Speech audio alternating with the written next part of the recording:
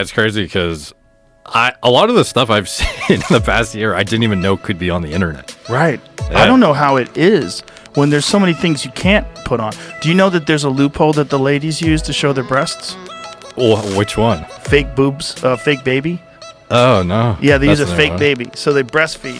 So you got these girls, these big juicy melons, and they pull one out and have a rubber baby, and the rubber baby's sucking on its head. And the baby looks so fake.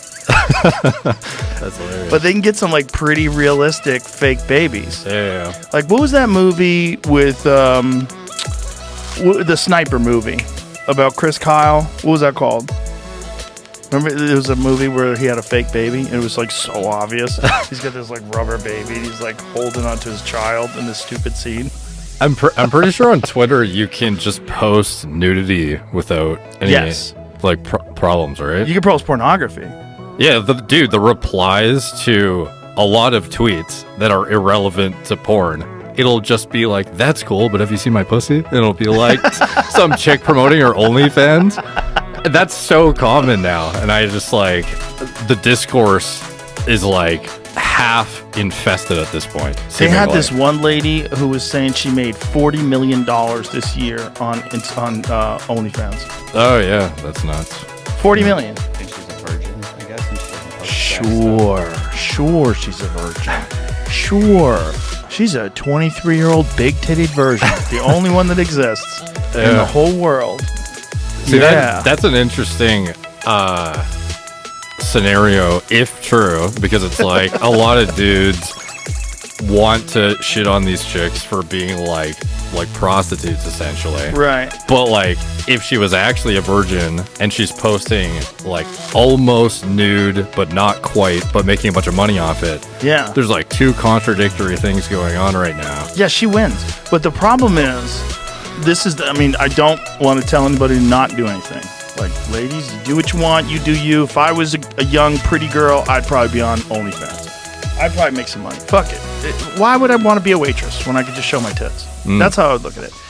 The problem is twofold. One, you become addicted to an extraordinary amount of money if you're successful at it, right? So there's like a scale of people on the OnlyFans, apparently. Most of the OnlyFans, we talked about this, right? Like, most of the gals don't make that much money. Most of them...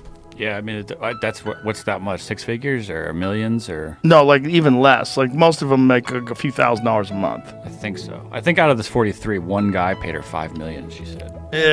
Dude, that's insane. Dude, what would suck too is if you went full board and you did like actual porn And you made and no just money. got like banged on camera just for thinking you're going to become a multimillionaire, and then you still are like... You would have to get banged on camera a lot for years to really develop a fan base. And you have to do a really good job, like, every time. Super enthusiastic. But my point is, like, you're not going to, like, most beautiful young women want a high-value man as a husband. If, let's say, they're heterosexual. Let's just assume they want to get married. If they do want to get married, they do want a relationship, you're not going to get a high-value man.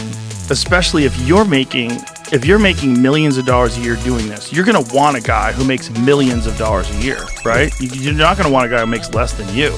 You're probably used to buying fucking Louis Vuitton, this and that, and you're used to all this shit. So you're wealthy, right?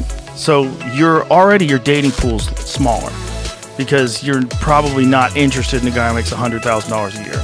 Like, a regular guy to you is like, what is he going to do? He can't even take me anywhere. This is I'm going to pay for our vacation? Get the fuck out of here, right? So you've already, like, cut, like, regular guys out. So now you have a very small pool of men that you can date. And then out of that pool, how many of them are going to accept the fact that you're doing this? Now you have an even smaller pool. So some guys will accept it, but for how long? Like, if you get real serious and you get married and then you're still showing your asshole to everybody... That's, you're addicted to that money. Like, Are you going to pick a relationship over this guy who may or may not be DMing his ex-girlfriend? You're going to throw it all away and throw away this $40 million a year empire you've created? Or are you trapped in that essentially forever? Yeah, it's interesting the thresholds though too of where they become successful for what they're doing, because it seems like some of them don't have to show their asshole. They just post like thirst trap fitness girl type content almost. And people pay for that? But why would they pay for that when there's so much of that for free on Instagram? I know, that's like the common question. And my search page on Instagram is all butts. I assume it's something to do with like you